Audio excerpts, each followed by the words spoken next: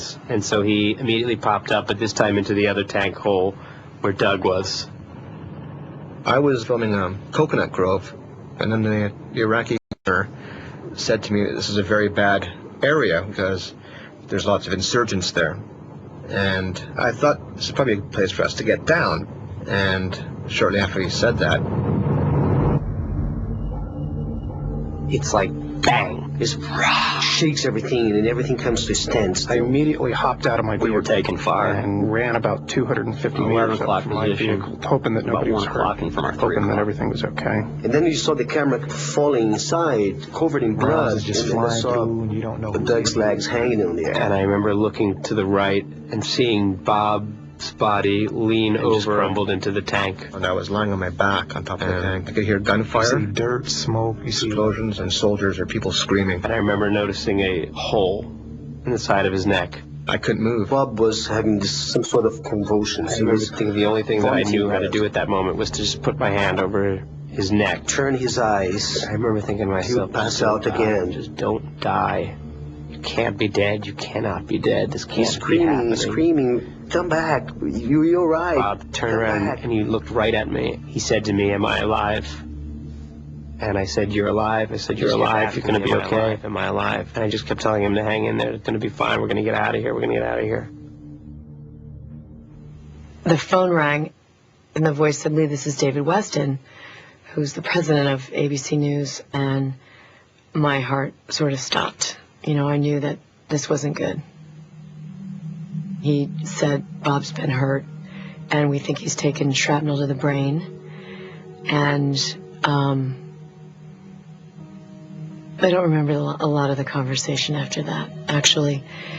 Bill, we have some breaking news to report. Our co-anchor of World News Tonight, Bob Woodruff, and his cameraman, Doug Vogt, were injured in an attack. We are following developments on the condition of ABC News anchor Bob Woodruff. Bob and Doug were quickly evacuated to a Both have head injuries. They are in the hospital. About all we really know is that both are in serious condition. Bob is currently in surgery in Balad. For a period of at least a couple of hours, Doug was out, and we were told it was not life-threatening, and he would, in all likelihood, survive, while Bob was still in surgery, and we didn't know. I couldn't quite believe it. Bob was on top of the world. I mean, he was the anchor of the evening news. He was in Iraq. He was riding this wave. It was really hard to believe that this was happening.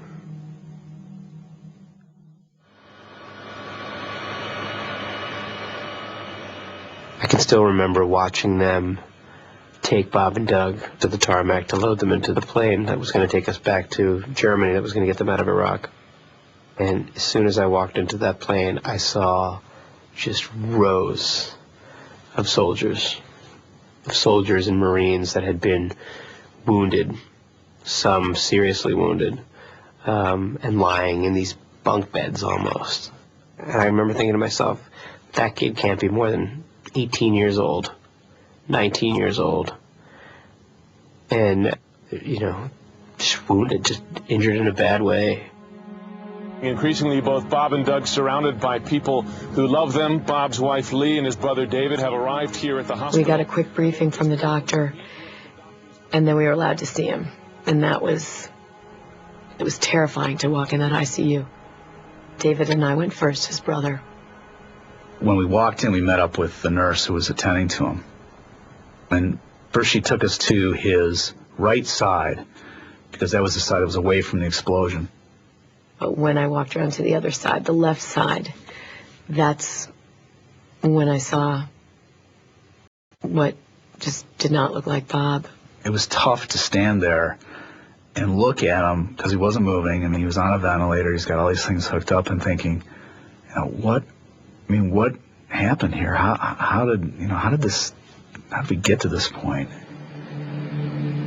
Bob Woodruff, Doug Vogt, our ABC colleagues and friends, are at this moment being flown from Germany back to Bethesda Naval Medical Center. And as Robin said, it must have been the day we left.